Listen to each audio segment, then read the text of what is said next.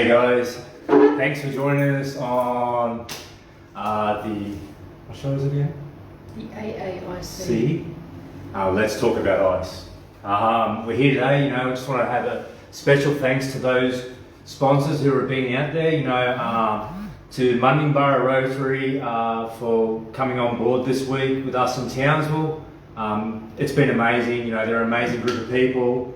They've been helping us all the way through, and it's just amazing the work that they've been doing. Also, just want to yell out to those students who have been watching it today, thanks guys for being there and to share this message with us. And, we come here to share a message of hope for those who are using ice, and the kids make the world of this for us. So I just want to say thank you to the teachers, thank you to the schools as well for letting us come in and have that conversation and to be able to prevent somebody potentially going into this disease, of addiction, of ice addiction. So, Patrick from COFEX, thanks mate for your help with the AAIC. It's been amazing, mate. You're doing amazing work, and I thank you. Pastor Jim for the coffee card. Thank you for giving us that coffee card. Also, in addition, the Chariots of Light for their donations. Also, Document Solutions for their help as well. Just want to really shout out to you guys. Everything that you do is really, really appreciated by us guys. We really appreciate all the help. And the more people we can actually help with this, the more we can get in touch with others and give them the strength and hope, that they don't go down this road. Yes, it's like that, isn't it? Yeah. Yell out for the Neo Coffee Cart. So it's on 204 Narang Street in Southport. We have a barista on site. They make cappuccinos, mochas, flat whites. Your favourite, hot chocolate. With marshmallows. I don't know if the marshmallows in there. We'll have to get that clarified for you guys. Also, hot teas. So they make a small, that is $3.50 for a small, medium's $4, and the large is $4.50. And that money that's raised out of that actually goes in to help others. So that's a bargain. I know, my coffee cost me a lot more than that. So yeah, that's really, really cheap. Just wanted to bring out to your attention also, while you're there, have a look at the op shop. There's some amazing things inside there. You really, really could have a look, and there may be a bargain or two, Or 3 or 4. Or 4 or 5, yeah, potentially, yeah. So have a look while you're there, grab a coffee and go have a look in the op shop as well. Just wanted to shout out while we're here, guys, that we're always looking for volunteers. So there should be a link being put up at the moment for volunteers. Please email us on volunteer@australianantiicecampaign.org.au. We always need volunteers. There's different spaces, especially up here in Townsville. We're just starting up here, so yeah, we need all the volunteers we can get. Yeah, we need some help. You can't do this on your own. We need an amazing team of volunteers to help us and get on board to actually, step into that space and help other people, and we're going to help as many people as we possibly can. That's the objective of what we're doing, that's the drive for us. Sam, I'm going to give you a special number. Okay. The number for us is 1-800 No to Ice. That's right. That's 1-800-666-423. So, guys, if you're really struggling with addiction or anything like that, or you're struggling with ice, look, we really need you to get on that number, give us a call. It's a free call, so there's no excuse that you don't give us a call. We're going to step out, we're going to come and step beside you, walk along with you, be able to help you get out of this. And if you've got friends, and if you guys who are out there watching have friends who are actually suffering from this, please give them the number. Plant the seed. That's right. I wish someone had helped me when I was in active addiction. That would have, if I'd known the number. Yeah, that's what we do. We deliver content to kids at school, but we also walk along with Buddy System. Helping those who are trapped in this ice world. It's a phenomenal thing. It's a cold place. And dark, isn't it? Very dark. That's the sad part. It's very dark. Not many people get out of this addiction. They always get stuck and they can't see a way out. and they don't have any possibilities. So that's what we're here for. That's how I was. So I didn't know what to do, or That- where to go, where to turn. Yeah. You know, it's That's what we're here for, you know. Want to just do a quick yell out? You can get caps. And you can also you're get... not wearing it. I liked how when you had it on before, Andrea and I both thought you looked like Elmer Fudd. Oh yeah, the Elmer Fudd look, which is the old... It's remember? not a good look. It's not a great look. But you can buy hats, guys, you know. Money that's raised from this actually helps us, so...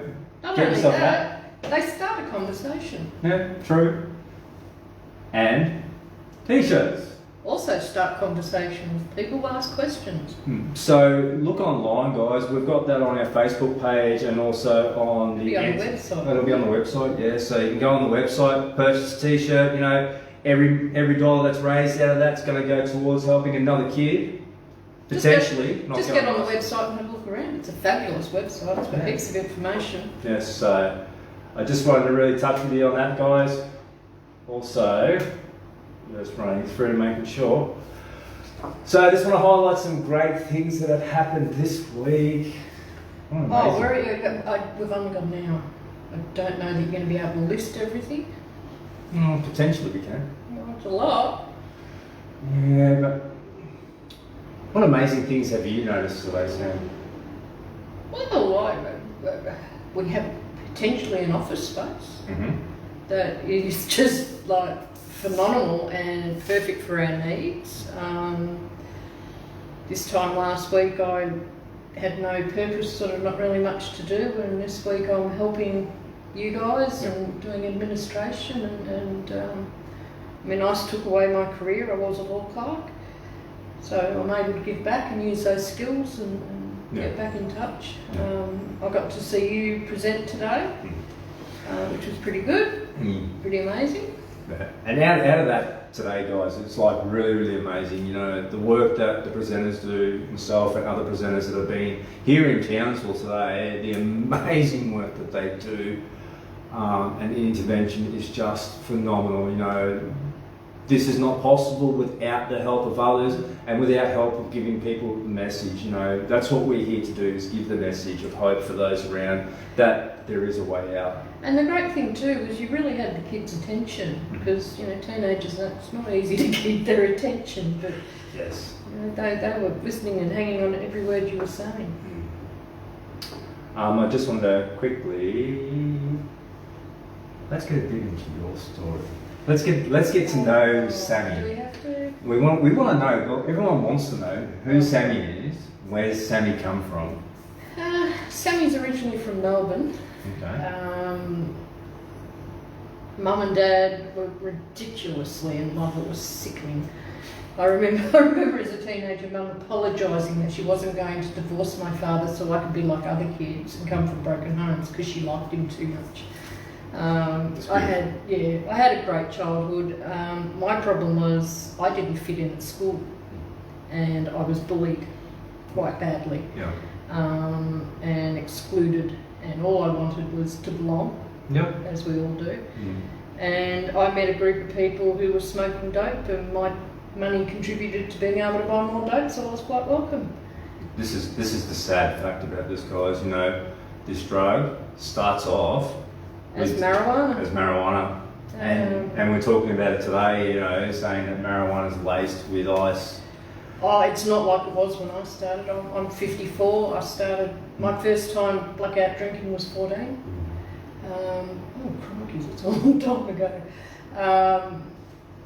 Never really liked to drink. Didn't like that feeling. Marijuana, on the other hand, I'm agoraphobic from the bullying, and so when I started smoking marijuana, suddenly I could do things and go out. What's agoraphobic? For those that don't know, agoraphobia is a fear of panic attacks, or a fear of open public spaces. So basically, if I go out to a supermarket or a shopping centre, I have panic attacks, and they're crippling. And I have gone fleeing from... And you've got help for that, of course. I've seen a psychologist now, and you'll see this cute little buddy who's asleep on my knee. He's my relapse prevention plan, because I've used drugs all my life to manage that side of my mental health. I also have chronic depression and anxiety as a result of using marijuana for so many years. So yeah, I'm lucky enough to have an assistance dog I'm coming up 4 years clean, so you know he's working. 4 years. 4 years in May. What date? 17th. You should know that. I know the date, but everyone else doesn't know the date. 17th of May. Yes. So it's been a very long journey over the last 4 years. As I said, I started smoking marijuana. I was involved with these group of wannabe gangsters, I suppose you want to call them. You know, one of them blew up my car. I met my ex-husband and he introduced me to the needle and speed, because ice wasn't a thing back then. And yeah, we were on that for a couple of years and we got off it and we did geographical, the good old geographical. Yeah. So we moved from Melbourne to Geelong, got married, had kids. He had a bad motorbike accident and a mate brought round some marijuana and off we went again. When we separated, my mum passed away a couple of years later, and that's when it really took hold and marijuana was a daily thing. See, it's a coping mechanism that people use, marijuana, to actually break away from the reality of life. And that's a cold hard fact. You know, there's some issues that happen that people use this, and that's why they use it, where they should be seeking professional help. You know, if you speak to us guys, give us a call on the number. You know, we're always here, 1-800-NO-TO-ICE. We'll guide you into places, counsellors, services that are out there to be able to help those people who are suffering from this. This is, you know, it's not a joke. This is a dangerous thing, a dangerous drug that will take your life, and that's the end result. So before that happens, or before there's too many issues, give us a call. Get help. Yeah. I wish I'd gotten help in my 20s. You know, I came into recovery at 50 and I used ice only for 18 months, but in 18 months, ice took more from me and destroyed me more than all my years of use. And I had about a year on heroin as well. So, you know, it destroys your soul. So what drugs have you used? What drugs haven't I used? Okay, let's list them. What drugs have you used over your career, and how long did you use for? That's another thing, guys. How long did you use for? Well, 40 years. 36 years. 36 years, guys. On and off, there were times that I'd get off the drugs, but when the marijuana didn't work, it always went up. You know, I did the ecstasy, I did heroin, did Suboxone, you name it, I've done it. And the thing for me was, you know, I got clean off heroin and I did another geographical. Now the thing with geographicals is you take yourself with you, so it's not really solving any problem. So we moved from Melbourne with my ex-partner up to the Gold Coast to be with my family, and because I'd always used, because of my mental health, I thought if I looked after my mental health I'd be fine. But I've got what's called dual diagnosis, so it's a drug addiction with mental health, and you have to manage both. If you only manage one, the other one's going to rear its head and bite you in the bottom, and that's what happened to me. I had about 3.5 years clean. I hadn't stopped drinking, and I hadn't addressed my addiction. What does drinking do for you? If you drink, what happens? It takes the place of the drugs. Yeah. So, you know, I haven't got access to the marijuana, I'm not doing that. So as life got more difficult, I was drinking a little bit more and a little bit more. Never blackout drinking, but I was getting to that point. Yeah. But I picked up the ice instead. Yeah. I was drunk when that happened. So it lowers your inhibition. Yeah. So, you know, if I have a couple of drinks, it seems like a good idea, I can have one. And that's the nature of the beast. That's cold hard fact, guys. Look, do you realise that drinking actually... It's a drug. It's a drug, but it lowers the inhibition, and then potentially, if you come from ice world and you understand what it's like, it's straight away. Drop your inhibition, bang, you're back out there doing it again. And 3 days later you wake up with a needle in your arm and scratching your head going, how to get back here? And it's that quick. Yeah, it is that quick.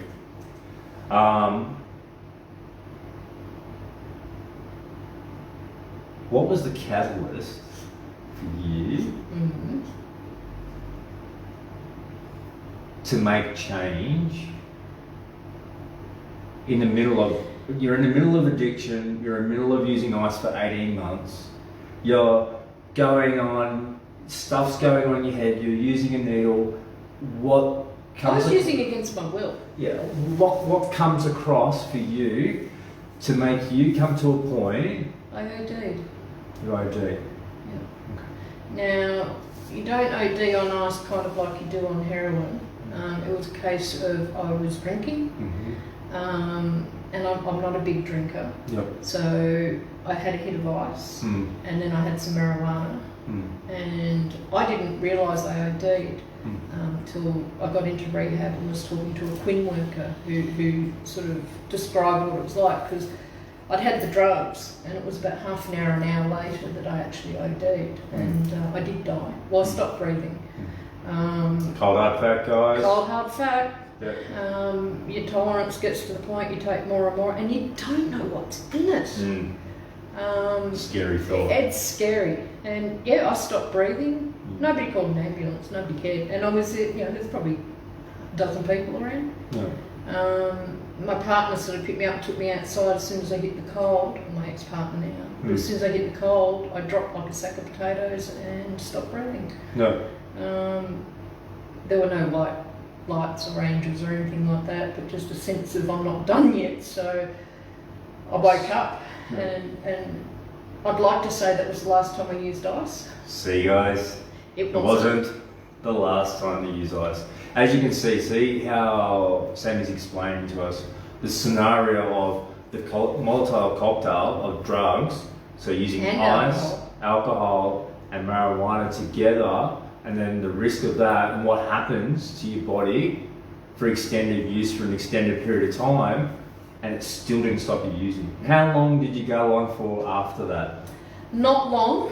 What's not long? Because not long. Couple of months.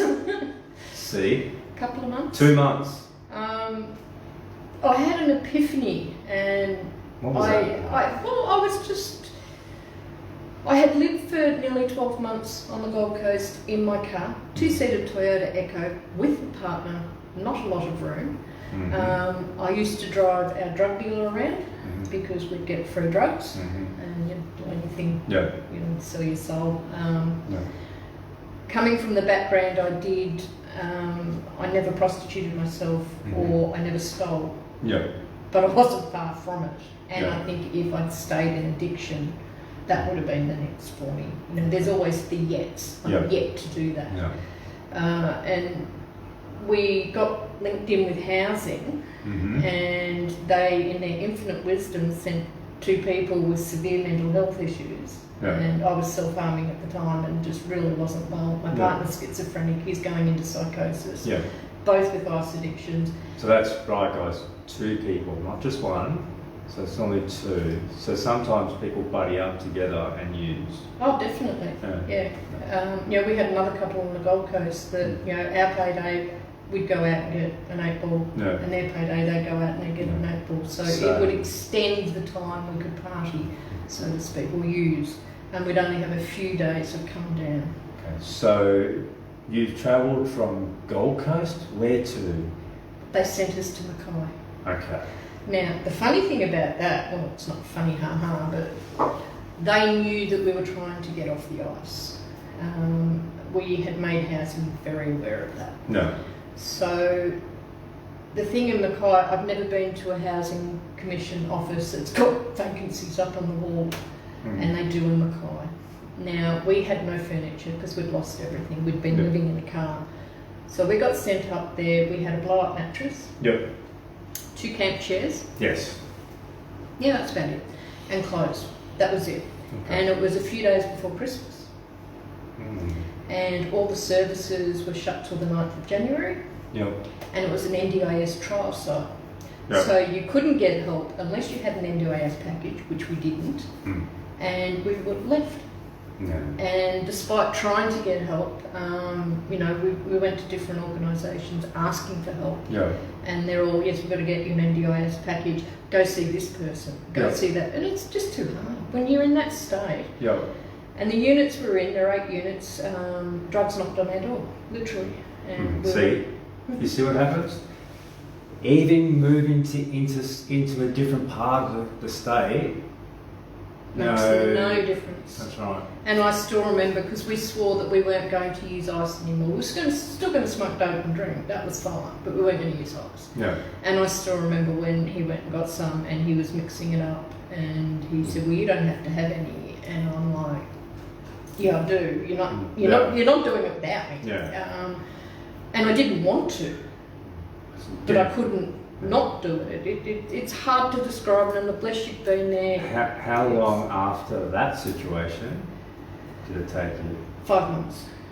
So it was a very rapid decline. We had 5 months. We had somebody, because the ice world's not a nice world, Yeah. and there's a lot of people out there Who take advantage. take advantage. And if you've got 2 people who are kind and helpful and don't really, sort of aren't really tough or anything, so you get walked over. So we actually had a woman who spotted us and took over our lives, literally. So she'd give my partner ice, Yeah. and then on payday she'd turn up and say, you owe us, Yeah. and then take all our money. I lived on apples. Buy a bag of apples a week, that's all I had. Sad facts, guys. So if you are struggling with this and you have mental health issues, seek help. Definitely. Speak up and step out, because we need more people to come out of this drug and help others get out of this ice world that we live in it today. That it's readily available everywhere you go. Doesn't matter where you live. You can live in any town, this drug's available everywhere, and it's ridiculous. And so what we're trying to... it's not that pure anymore. It's, they cut it up and cut it up and cut it up, so you don't even know what you're getting half the time. The chemicals in it are just disgusting. So I just really want to reiterate, there is help out there for you guys. We have the number, which will be put up there online for you, 1-800-NO-TO-ICE, which is 1-800-666-86423. If you need help in any form, please get in touch. That's right. That's what we're all here for. We're here to stop this. This drug is putrid and it's really, really disgusting. And we want to help you guys who are out there, who are watching today, get off. If you're using it, we want you to give us a call. Get out there, call us. We'll get you on board with the right people, help you step into a space that, that life it's beautiful. Leaving ice world, it's fantastic. I still am gobsmacked with how good it is, just good things happen. And if you think you can't do it, I remember when I turned up at the rehab. What was that like? What was rehab like for you? And how long did you stay in rehab? I stayed 4 months. 4 months? Yep. This woman that took over our life, I was so terrified. St. Vinny's, it was called Ozcare when I was there. Oh, okay. Out of Kelso and Townsville, they were really good. But yeah, I ended up in a women's shelter because the woman that took over our life, I was so terrified of her that I couldn't go back to the unit. Yep. And I'm sitting there and thinking, oh, well, I can stop drugs because I've done it before, not understanding addiction. And this 25-year-old girl said, well, what? Because I said, I won't take up a bed that someone else needs. And she said, why don't you need it? And so that's when I made the phone call, and I drove by myself from Mackay to Townsville and walked in. It took me all day, and I was shaking like a leaf. And my roommate had spotted me and was watching me come in, and she said to me, lady, you were shaking. I could see it from the balcony. So rehab was hard. It was really hard. But it was good because it gives you a space to look at yourself. And I was fortunate enough to have a gentleman who used to take lessons on a Friday who taught me about the mind 101, fear-based and all that sort of stuff, and made me realise that the reason people treated me so poorly is because I was allowing it and letting them know that's okay to treat me like that. So that was the start of recovery. We did a lot of modules in there about self-esteem and depression and anxiety and things like that. They got us walking. It was overwhelming. I think it took 2 weeks, but they reckoned I would need to stay clean. funny thing, guys. So rehab, you know, I've had that. Have you had the conversation where people say rehab is for quitters? Of course it is. Yeah, well, I'm happy to be a quitter. I'm in the exact same boat. But I really want to reiterate, you know, rehab for those people who are out there, it might not work for some of you guys, and that's okay. You may do it in a different way, and that is exactly the way it's meant to be for you. Whatever works. I needed rehab. Yeah, and that gave you the time to actually reset. Yes. And reevaluate. And they're very holistic, so they look at everything. Yep. So what's everything? I mean, you've got to speak about everything. Everything. So they look at your mental health. Yes. So they link you in with counsellors and that sort of thing. Are you still medical? Linked? Are you still linked in that? I still see my psychologist. Yep. She gave me a high five last time I saw her, which is a pretty good feeling. Beautiful. You know, they do full checkups, so sexual health, bloodborne diseases and all of that. I unfortunately had contracted Hep C. Yep. So I was lucky enough that it was caught while I was at rehab, and I got the treatment, so I've cleared it. So that's an interesting thing, guys. You know, IV use, you can get Hep C. It is curable. They have things out there to fix that. It's not nice. It's not nice, but it can be fixed. What else happened for you? Well, do you want to know how I got Hep C? The one and only time I shared a needle. Hear that? One Once. time. My partner and I were meticulous. I was a fanatic with making sure I had clean needles. And when we were in Mackay, there was no sort of needle exchange, so it was harder to get clean needles. And we'd gone out somewhere and weren't expecting to use it. We didn't have a clean needle. No. And I swore I'd never use somebody's dirty. Just wasn't going to happen. The reality of but it the is reality was, oh no, we've cleaned it with hot water. That doesn't work. Yeah. That doesn't kill the virus. Yeah. Bleach won't kill the virus. So, I took one use. Now you've fixed your Hep C. Fix my Hep C. You have a fluffy mate.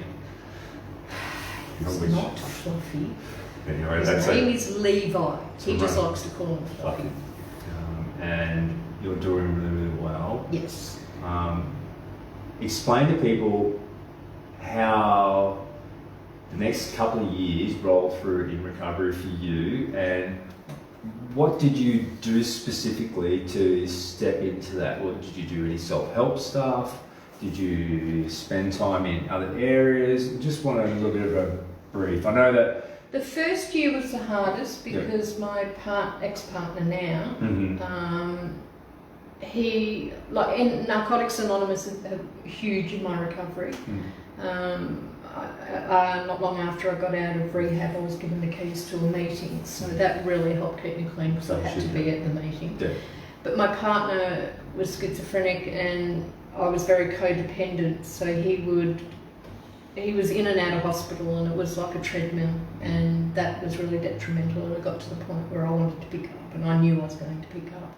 So I actually had to end that relationship. You know, he hadn't done anything, there was nothing wrong, but I just couldn't do it anymore. And once we split up, my agoraphobia, which because he went everywhere with me, and the thing with agoraphobia is if you're with somebody, it's okay, you can manage and you can cope. So suddenly I had nobody to go anywhere with, and I've got a mental illness that tells you that the world's not safe. And then COVID hit.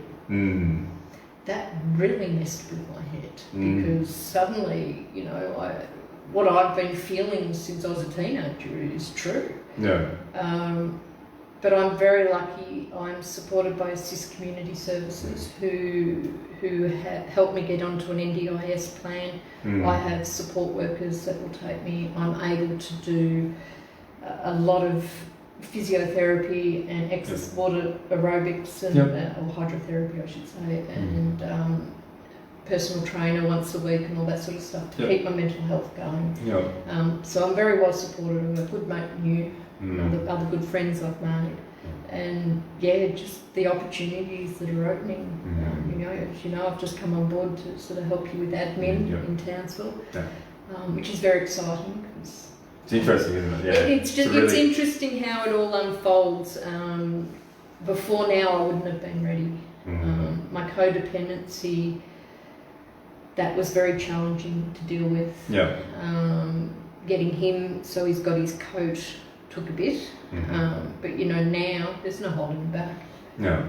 And I don't want to go back to that life at all, ever. And if I can help one person avoid going through what I went through. And again, I want to reiterate that, you know, 18 months of ice took more from me than 30 odd years of marijuana and other stuff. Yeah, but don't underestimate that. Don't downplay that. That was the lead up into it. Oh, it was a lead up into it, definitely. So, you know, that's that part of the journey that you had to go through at the end. At the end, you couldn't get marijuana. You could get ice, no problem. We actually, when we first got to Mackay, couldn't get marijuana, so we actually drove to Rockhampton to score some marijuana. The things you do in active addiction. And just want to really step on into you guys and actually press into the space. You know, if you are suffering from a mental illness in any shape or form, this drug, I'm telling you now, it will wreck it. It'll wreck it. It'll make it crazy 1,000 times. But I really want to say, if you are suffering from this, please reach out. You know, put your hand up and say, hey, I've got a problem here. You know, and there are heaps of people out there to give you help. You can call us, guys. Give us a call, and we'll lead you in that space. You know, and put you in the place that will help you. You know, and get you connected with those people to be able to step in the space that, you know, that this is not an issue for you. Well, you know, the opposite of addiction is actually connection. Community connection. You know, the Raptopia experiment that they did. Yes. So back in the 50s, I think it was, they did an experiment where they put the rat in a cage and it just kept drinking the cocaine until it died. Oh yeah, that's addiction. Yeah. And then with them coming back for more for the Vietnam War, they suddenly realised, oh no, we're going to have all these addicts. And what they found was that they didn't. So they did another rat experiment where they set Raptopia, and the rats had everything that they wanted. You know, plenty of mates to have sex with, and plenty of tunnels to, and plenty of food. And what they found is that the rats didn't touch the cocaine water. So you disconnect from, and that's the thing that ice especially does. You know, I wasn't going out. Yeah. Going out there. Strange people. There's people. Yeah. There's people. This drug. And there's shadow people. Yeah. This drug will isolate you completely. It's not a joke, guys. Like no. I sit back here and I'm several years into recovery myself. And you've got 6 months up on me. Yeah, so we're very close buddies. But I want to just make sure that you remember that number, which should be put up there. You know, now 1-800-NO to ICE. If you are suffering, please contact that number. That's what we're here for. That's what we're trying to do. We're getting the message out there to you guys. You know, just don't do it. Don't, for the kids and stuff like that, don't do it. And if you're using it, connect with us. That's what we're here for, you know. Have that chat. Yeah. Oh, definitely. Make a phone call, go, hey, I've got a problem and I need some help. And hey, Sam, how can we do it? Quite easily. We've been there. We know how to help people out of the hole. How could you say to somebody if they said to you on the phone and said, hey Sam, what can I do to get recovery and what would help me get recovery? Well, you've got to change everything.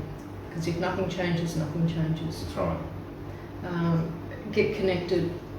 And the most important thing is stay away from people using. If I can't, I won't be around it. Because I might be nearly 4 years in, but if I was to go somewhere where they were using ice and I was offered ice, I would like to think I'd say no. Yeah. But there's a part of me that doesn't want to test that. Yeah. Because that's the power of the drug. Yeah. That initial. At once. That 20 nanosecond. Right, guys. Only once. It only takes one time. So we've got some really cool things, and I just. Well, I only tried it once. I was just going to have it once. And what did once end up being? 18 months. 18 months, yeah. Because my partner had relapsed and he was using, and he was going to give up again. I said, well, I just want to try it once before you give up. Famous last words. So yeah, guys, just trying this drug once will take you straight away. And as Sam has explained, through this, it's a putrid disease. Like, it's a putrid drug. It will take your mind, it will take your soul, it will take everything, and all you'll be thinking about is that drug. And we don't care. And we don't want that for you guys. We want you guys to have a full life, be out there helping other people, giving them strength, sharing this message. Yeah. I mean, guys, if you're watching right now and you've actually got and you're on live with me right now, like this, share it.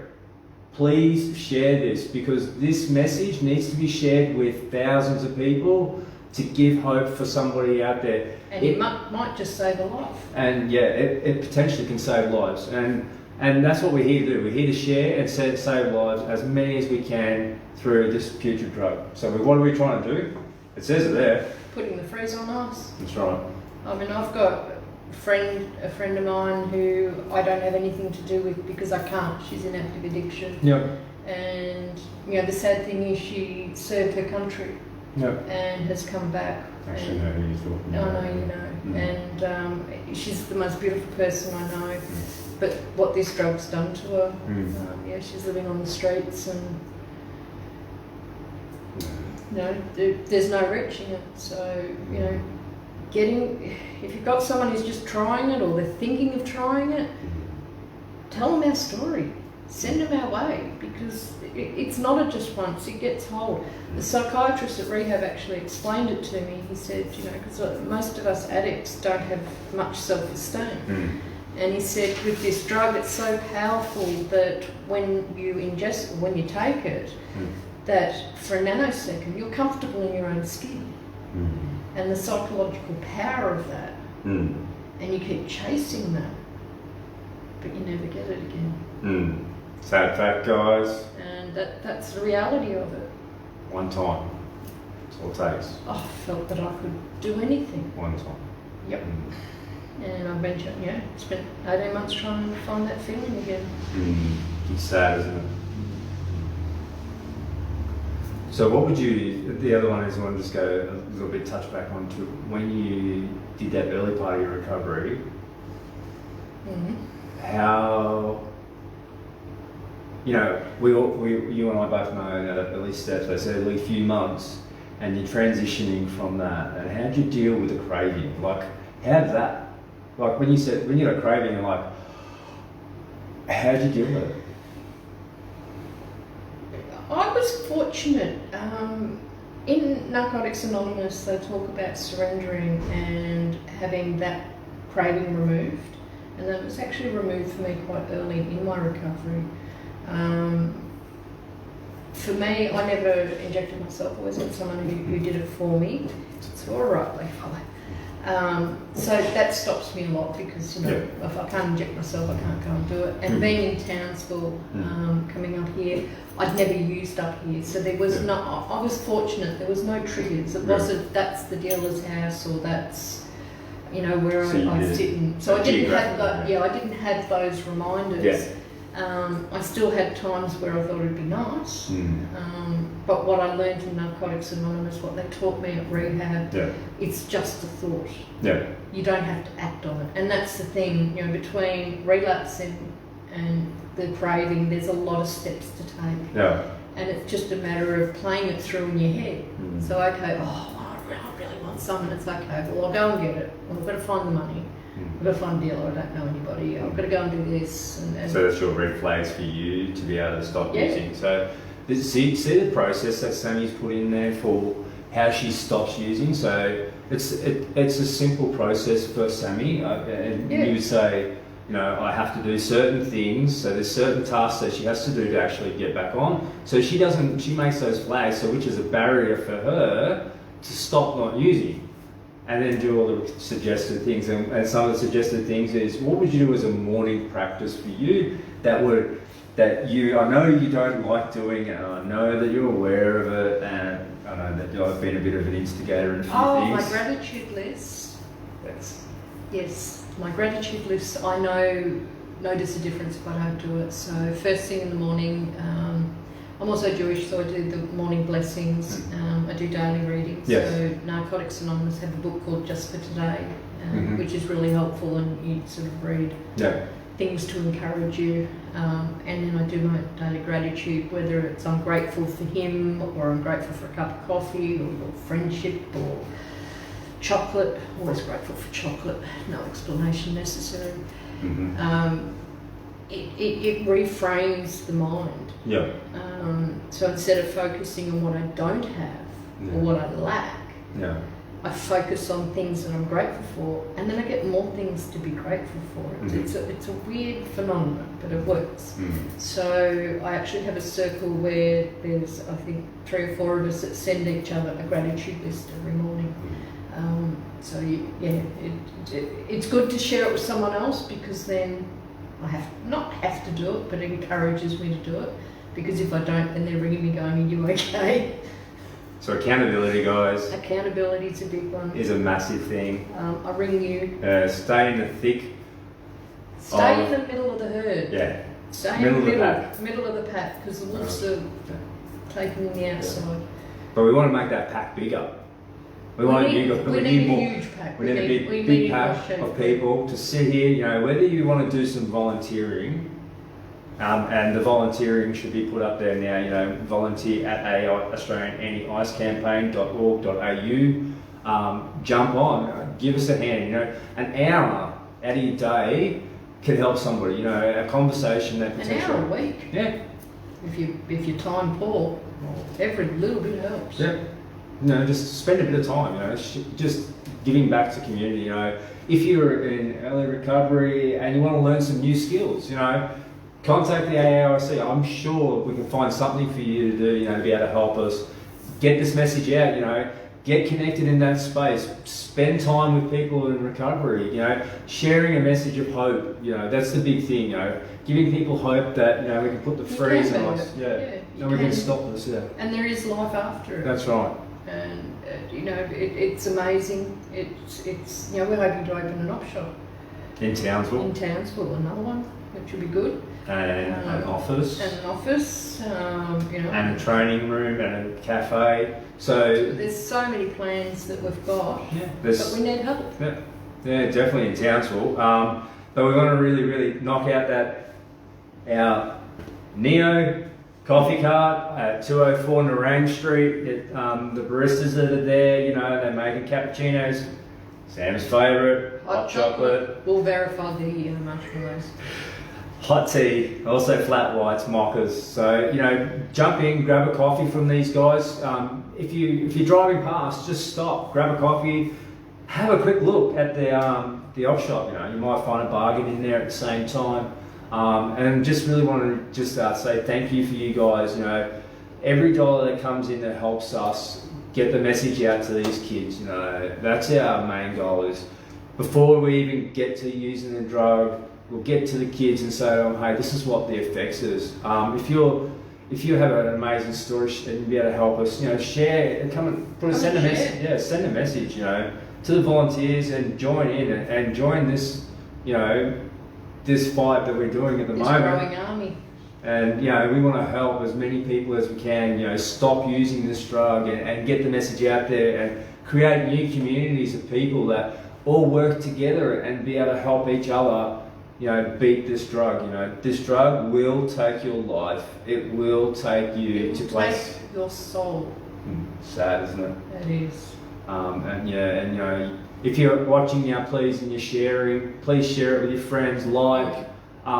Leave comments. You know, if you're suffering and you want to leave a comment for us, and we'll answer you. You know, we'll spend some time afterwards after we finish this and get back to you about some of the comments and how things are going. You know, and if you want to ask Sammy questions, you know, I mean, she's more than willing to, you know, answer a few questions for you guys and to connect in. You know, that's what we're here for. That's the whole idea of this. You know, we're not here to just, you know, sit here and talk to you. We're here to connect with you. Definitely.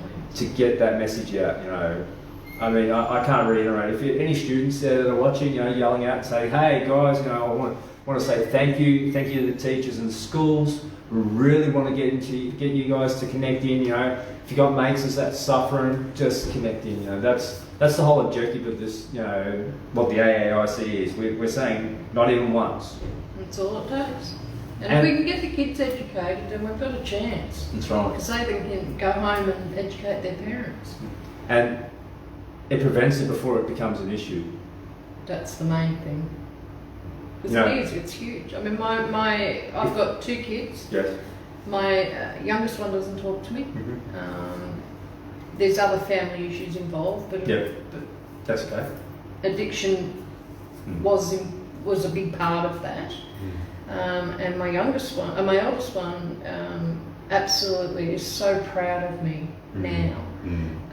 But she hated me for a while there. If I died, she wouldn't have cared, and she made it known. She let me know because, as she called it, I was just a putrid junkie, and all I cared about was the drugs. And as a parent, that's very hard to hear, but it was very true. You know, I did put the drugs before the kids. Yeah. And So you guys. That's the power of it. That's the power of addiction. Yeah. And I wish that I had intervention earlier. You know, in my 20s maybe. You know, that it didn't take me till 50. I have to ask another question, and everyone loves when I go, I have another question. And No, it's we don't. But if you had this intervention when you were 13, but potentially that's not possible, but anyway, if you had somebody come over to your school, share the message of what this was for you, do you reckon, okay, right, share the message with your kids and they came home, do you reckon you may have used it? We don't know, but it's a variable, we could throw it there. It's hard to say because, you know, my drug addiction, a lot of it was my mental health contributed to it. Yep. I was in a dysfunctional marriage where I was gaslighted, so there was a lot of other factors behind it as well. I don't know. Don't know. That's okay. I don't know. That's okay. That's a good question, but I don't know. It's something. It's something that I raise to the kids. You know, I say it to them, and when I'm in that presenter mode and I have a conversation, you know, the first thing I say is, man, if I had somebody when I was 14 give me this message, hell no. And N-O. Ready? And we've got a saying that we use. What is that? You know, Not even once. Yeah. How's it go again? Not Yep. even once. Can you say that a little bit louder? Not even once. That's You right, got guys. it? That's our message about ice. Not even once.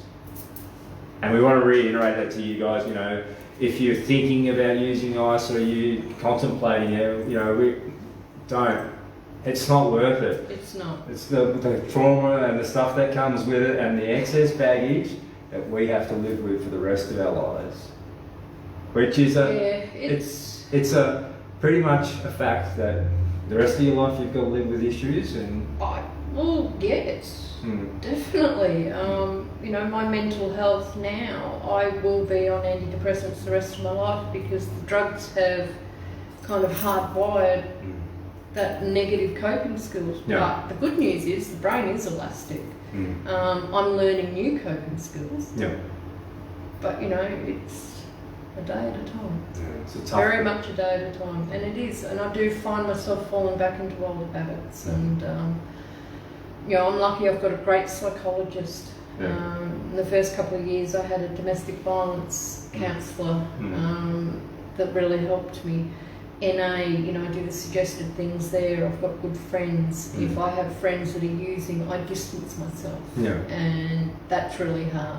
But my recovery has got to come first. Yeah. And it comes before everything, including my kids. And my daughter knows that. Yeah. She doesn't like it, but she knows it. And she knows if she wants this version of a mother, there are things I have to do to maintain it. Because the disease doesn't go away. It's a boundary that you put in. It's a really good boundary to step into. Well, addictions, it doesn't go away. Yeah. It sits in the background and it waits for a weak moment. And that's all it takes. One bad decision. And off you go again. Yeah. And you don't go back to the fun bit at the beginning, you go back to where you left off. It's worse. And it's worse.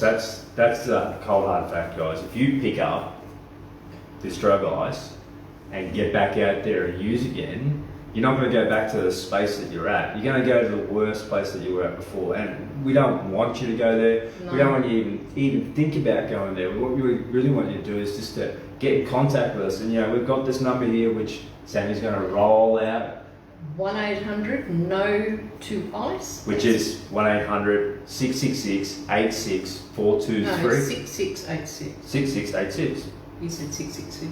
Oh, sorry, 6686 423. Hey, this is Townsville. Well, we might have a crock up here next week. We'll see how we go, or next time that we come up here. But I just really want to say thank you, Sammy. You're welcome. Thank you for asking me to do this. Stepping outside of my comfort zone. I know Sammy very, very well, and Sammy was a little bit uncomfortable about stepping into this space, and I really want to say thank you. Thank you. It means the world to me, to have you here, sharing this journey with me, and that's I'm very grateful. And this is the beautiful thing about recovery, guys, stepping into that space, sharing messages of hope with each other, turning what was a miserable experience into something positive. And helping people. That's all we want to do is sit back, help others, and grow. Grow as a community together. If one person can be helped by my story, then it's worth it. Bonus. It's as simple as that. My drug use was to hide trauma from childhood. My mum had a bad accident when I was little, which set up a lot more to it, but simplified it, set up abandonment issues. So I was a kid that was just too needy and too pleasing and people pleasing and everything else. So,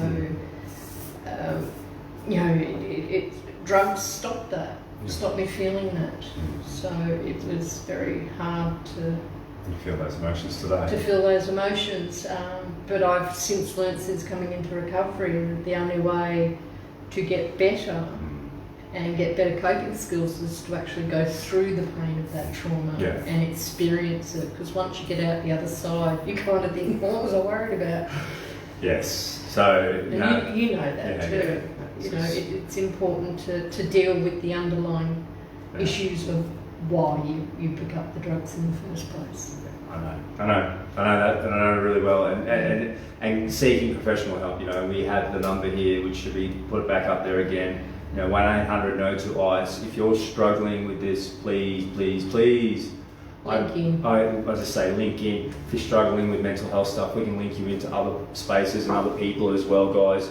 But I'm going to do another shout out for our lovely coffee cart, because that coffee, when I'm down there, I'm grabbing one for you guys. So I'm actually heading down to the Gold Coast end of April. So I'm going to call in. It's not far from Dad's. Well, you might be able to get you might get marshmallows. Well, I'm going to go and investigate, see whether there's marshmallows or in the hot chocolate. So next time we come up to this space again, we'll be able to say whether that hot chocolate has marshmallows. So stay tuned. Guys, just grab a coffee from the 204 Narang Street in Southport. Also from the Barista Coffee, there's cappuccinos, mochas, flat white, hot chocolate, which is your fave. Yes. Hot tea, and $3.50, $4, $4.50. The money raised is going to help kids, mate, and help people skill up as well. We have people who come on and volunteer in that space, and it helps them, give them the skill set to be able to actually move on. I think the hardest thing coming into recovery is just so used to the drug world and just readjusting to being accountable and responsible. It's a huge thing. We like to help people with that. While they're at coffee, what do you reckon they should do? Visit the op shop. Get amazing bargains at the op shop.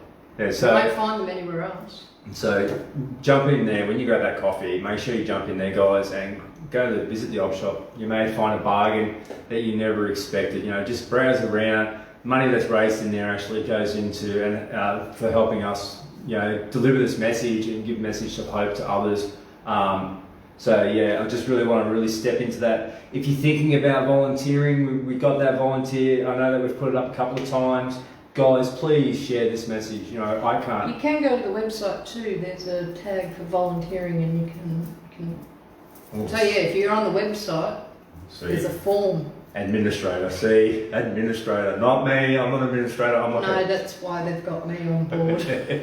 That's the funny thing about that. So yeah, guys, you know, if you're thinking about it, just jump in that space. An hour a week, even a 2 hours, you know, will help us dramatically be able to step out and give help to other people. That's what we're here to do. We really want your help. We want you guys to jump in behind us and make that march. You know. Aren't we not for profit? Yeah, if they haven't got time, they could donate money. There's also, have a look on the website. You can donate. There's a donate link. You can also help out by buying merchandise. You know, that brings awareness. You know, you wouldn't realise, you know, putting on a cap backwards like this, and it's got not even once on there. Yes, but people behind you are going to go no. No, yeah, they're going to go no. But that's going to bring awareness. You know, these things actually help people become aware and step into space. It starts conversations. Yeah. And also the lovely t-shirts. I love these t-shirts. They're so cool because when you do they come in a singlet? We need singlets up here. We need to have a conversation offline about that. Also, you know, you can see not even once, what is it? Not it's even once cool. on there. It looks great. Fantastic shirt. You know, great quality, guys. They are. Yeah. Jump online and purchase a shirt. Just want to do the last shout out to all our. Thank you to all our sponsors who have come on board this week and who are currently on board. You know, without your help, you know, this wouldn't be possible. And you know, our message is, you know, we're trying to get out there, and we want to thank you from the bottom of my heart. I'm just saying thank you to you guys. You're amazing souls who believe in this beautiful cause to help many more. And I just want to be able to say thank you. That's one of the things that I like to say a lot more often is thank you. Thank you. And I'm that grateful for this opportunity. So thank you for the space to help others. So we're going to do a little bit of a wrap up. But, you know, this is a far North Queensland wrap up, so it's going to be a little bit different to you guys. So we're going to do the old not. Right, yeah. Come on. Let's get it in together. Come on. Not even once. Guys, that's right. Not even once. Share this, like it, and send it with your friends. Just want to say thank you. See you guys. Thanks, everyone.